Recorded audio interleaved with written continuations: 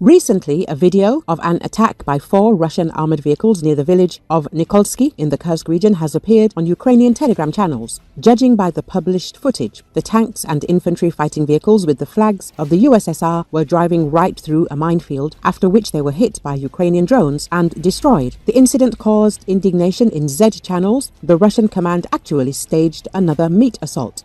We Can Explain writes about the results of the failed offensive and the reaction to it.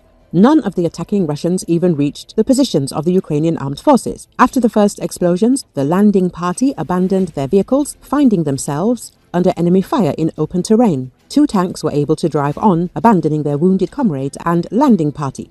But Ukrainian drones destroyed them near the next forest plantation. Later, Russian forces managed to evacuate several of the wounded and dead. Ukrainian observer Kostyantyn Mashovets called the assault a psychic attack. According to the Soviet Military Encyclopedia, such attacks are designed to intimidate the enemy, suppress their will and psyche, and are characteristic of the armies of exploitative states. Psychological attacks were used during World War I and the Russian Civil War, as well as by the Japanese at the end of World War II. They usually ended in the complete defeat of the attackers. The attack in the Kursk region was carried out by a company of the 155th Marine Brigade. In early February, Putin said that this unit was fighting coolly, competently, boldly, and during a direct line in December last year, he showed the brigade's flag. In fact, the 155th Marine Brigade is famous for its huge losses, war crimes, and a video of the dismemberment of Ukrainian soldiers. The suicide attack caused outrage on Z channels. Under red flags, as if it were a parade, they went head-on into a swarm of Ukrop drones along a mined road. The crazy old men forced victory banners to be hoisted onto the equipment, after which they sent the column straight into a minefield under attack from thousands of FPV drones. This is such a disgrace, their authors write. At the same time, large Z channels ignored the defeat of the Russian attack.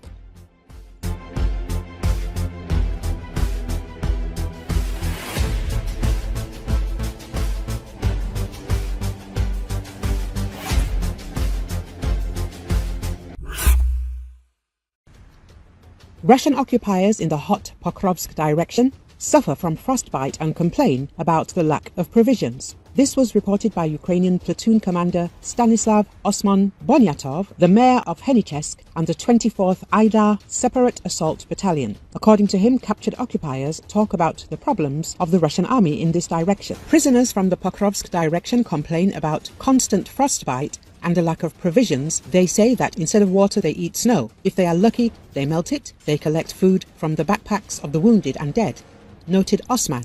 Russian forces have concentrated 44% of their attacks in the Pokrovsk sector, a crucial logistics hub for Ukrainian troops in Donetsk Oblast. According to Ukraine's Khortytsa Group of Forces spokesperson Major Viktor Trehubov, Russian forces suffered approximately 7,000 personnel killed in action near Pokrovsk in January 2025.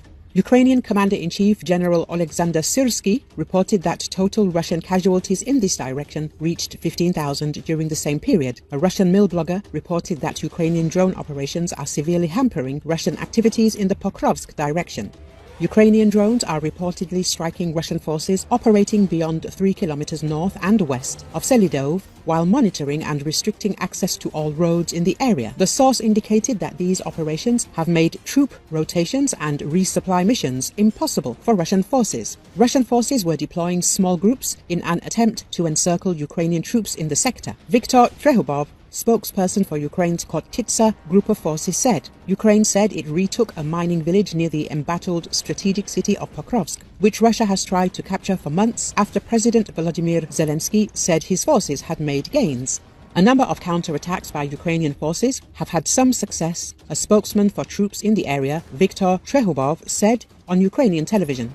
We can already talk about the liberation of the village of Pischany. The announcement came just over a month after Russia said it took Pischany, around 8 kilometers southwest of Pokrovsk. The village is home to a key mine that belongs to Ukraine's main steelworker, Metinvest. Trehubov said that there has been a certain turnaround in the Pokrovsk sector. He acknowledged that it was not the first time Pischany has changed hands, but believed that this time it looks a little more serious. The Institute for the Study of War reported that Russian advances in eastern Ukraine's Donetsk Oblast, south and southwest of Pokrovsk, have significantly slowed over the past 2 weeks amid indications of a potential shift in military priorities toward Kostyantynivka operations in spring and summer 2025.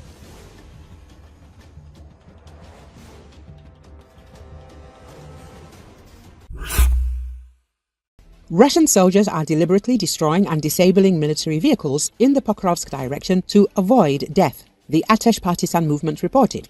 Russian soldiers are disabling their equipment in the Pokrovsk direction. Cases of armored vehicles being disabled, artillery being damaged, and weapons being deliberately damaged are recorded daily, the report reads. The partisans specified that over the past month and a half, at least 12 vehicles have been disabled as a result of sabotage. 5 infantry fighting vehicles and 2 T-72 tanks were damaged before they reached combat positions. 4 trucks and 1 armored personnel carrier were rendered unusable after sudden engine and transmission failures, Atesh noted. Sabotage is especially active among servicemen of the 37th Separate Motorized Rifle Brigade and the 5th Tank Brigade who, according to Atesh, have already been repeatedly recorded refusing to follow orders and intentionally disabling equipment. The Russian Armed Forces Command has already begun an investigation into these incidents. The partisans explained that their agents played a special role in these acts of sabotage, having been given detailed instructions on how to properly and quickly disable vehicles. Panic is growing among the occupiers. The military is increasingly sabotaging orders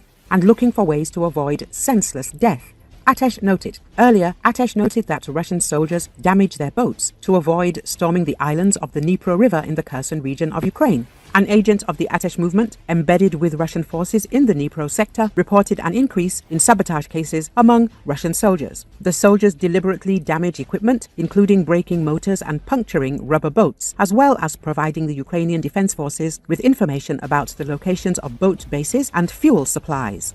This is done to avoid taking part in the assault on the islands in the Dnipro Delta. It is known that in the 126th Separate Coastal Defense Brigade of the Russian Armed Forces, 3 official investigations related to sabotage have been recorded. This has become a real problem for the Russian command, the Atesh partisans report. Recall, the Russian military has lost more than 20,000 units of equipment since the beginning of its full-scale invasion of Ukraine, according to an analysis by the Oryx project.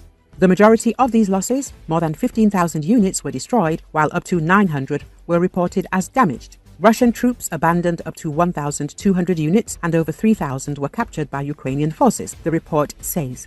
Among the destroyed equipment, more than 3,700 tanks were affected. Of these, more than 2,600 were destroyed, up to 550 were captured, and the remainder were either damaged or abandoned.